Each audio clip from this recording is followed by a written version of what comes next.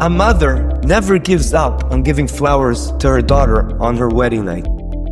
Welcome to Prism of Torah with Reb Asaf Aharon Prisman, engaging Divrei Torah, packed with stories and practical insights. Find us wherever you get your podcasts or at prismoftorah.org. Shalom uvracha. In this week's Parshas Shemos, I saw an unbelievable idea by Rav Shimshon Pincus in his Sefer Tiferes Shimshon al Torah, and I want to share it with you. Mirtzeh Hashem will help us raise our awareness to a certain way of living life. We know that in our Parsha, the Gzeris started against Klal Yisrael, and the king of Mitzrayim, the new king of Mitzrayim, according to one opinion, comes to the midwives, who we know were Yocheved and Miriam, and he tells them, from now on, anytime a boy is born, you have to kill him. And they were Moisel Nefesh, they risked their own lives, and they said, even though you're telling us to do that, we trust in HaKadosh Baruch Hu, and we're going to ensure that they stay alive. We're even going to feed them whatever they need to ensure they keep living. It's very interesting to note that the Pasuk calls them Shifra and Puah. And why is that? So the Gemara in Soita tells us, and Rashi brings it down, and he says, Shifra is really Yocheved. And why is she calling Shifra? Because he meshaperet et havlad, which literally translates to she beautifies the child at birth. Whatever that means, she makes him nicer, she fixes his bones a bit. That's why she's called Shifra. Whereas Miriam is called Puah. Why? Al shem shepo'ah medaberes ve'ogal havlad, which pretty much means she speaks and soothes the child. Pretty much like a mother would do, puchi muchi, etc. She calms the child down so he won't cry. Now, there's a very strong and interesting question Rav Shimshon Pincus asks. At the end of the day, these women were on such a high level. Yocheved was at the age of 123. She was from the original 70 people that went down to Mitzrayim. She was the wife of the Gadol Ador. Miriam was a prophet. She was a Nevi'ah Hashem. Why didn't the Pasuk just call them by their regular names? Why did the Pasuk have to give them this nickname, Shifra and Puah, that kind of tells us that they were very nice and good to the babies? And yes, the Pasuk then goes on to tell us that because of their unbelievable acts, they merited to have houses of Kahuna and Leviah and royalty and Malchus. So to summarize the questions, question number one is, why weren't they just called by the regular names who say everything? They're such chashiv important people. Question number two, if you're already going to call them a name, why are you calling them a name that reflects a very simple action that they're doing? It doesn't represent the fact that they're God-fearing people and they were moiser nefesh for HaKadosh Baruch Hu to save the Klal Yisrael. They were literally saving the Jewish people. Shouldn't that be embedded in the name? Instead, the name just represents that they beautified the child or they were soothing the child. That's very odd, asks Rav Shimshon Pincus. And he answers a Moradika idea. And he says, it's Davka these names that show us something small they're doing that really point to their godless, to how big they really are. And he gives a beautiful parable, beautiful mashal to a baby that suddenly has to undergo serious surgery and all the doctors and nurses around him trying to make sure everything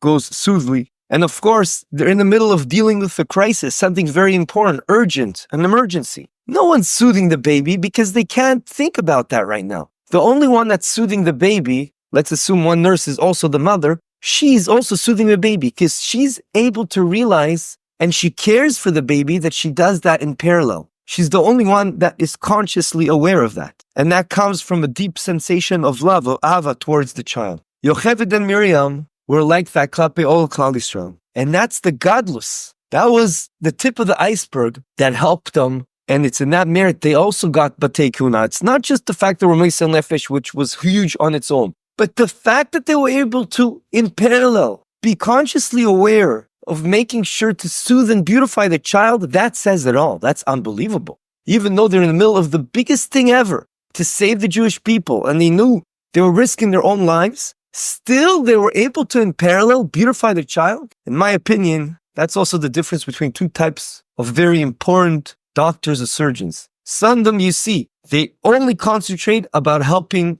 you pass the surgery or whatever it is, which is nice. That's their job, and it's a huge thing, and we have to have appreciation and the kalas hatov to that. However, those doctors and surgeons, despite the fact They're doing such an unbelievable thing to help you. And they're still being extra, extra nice. And you realize the anxiety levels and the pressure you're going through, and they're soothing you.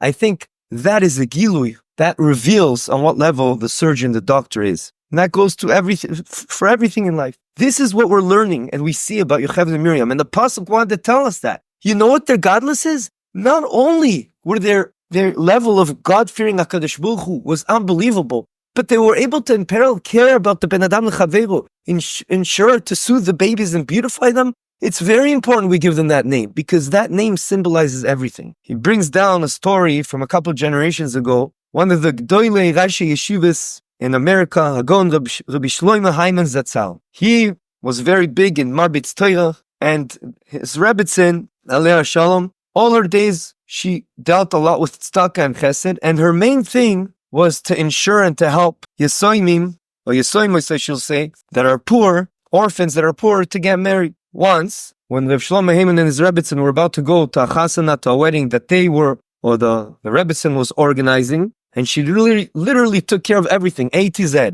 And suddenly, before the chasana, before the wedding, Rabbi Shlomo asked her, "Did you also buy flowers for the kala?" And she said, "Well, I took care of everything, every little thing, but I thought that ad kedei kach, to just buy her a bit of flowers, I thought it wasn't right to take that out of the money of tzedakah money that I get from people." So Rabbi Shlomo answered her straight away, No. Quickly, let's buy her flowers. It's very important. Rav Pincus explains on a simple level of understanding why he said that, because he wanted her to feel like every other kala out there. And therefore, he thought it was very appropriate to buy the flowers. And it's okay to take it from tzedakah money. But, says Rav Shimshon Pincus, then he told her, a mother never gives up on giving flowers to her daughter on her wedding night. And you have to be a mother for this girl. And not only in charge of the tzedakah that people are giving you, you have to feel like you're a mother. Mimele, we see from also this story how the little things count, because the little things show how much you really care, how much you're not only doing the big things, which are big on their own, but to also care about the little things. That already shows that you're really living a life of caring for your fellow Jew, a balanced life, a life that you realize that everything needs to be calculated. We have to be the best we can be, not only in doing the big things that we realize are big, but also keep in our minds the little things that can make a big difference. Have a good Shabbos. This concludes another episode of the Prism of Torah. Thank you for tuning in today. We hope you enjoyed it and learned something valuable. If you did, please subscribe to the podcast and give a 5-star rating. You can also find this podcast wherever you get your podcasts, or our own website, prismoftorah.com, where we have a full archive of all our past episodes. We would like to thank Yona Vefa for the recording equipment and Ellie Podcast Productions for handling all our post-podcast productions. Join us next week for another enlightening conversation on the Prism of Torah.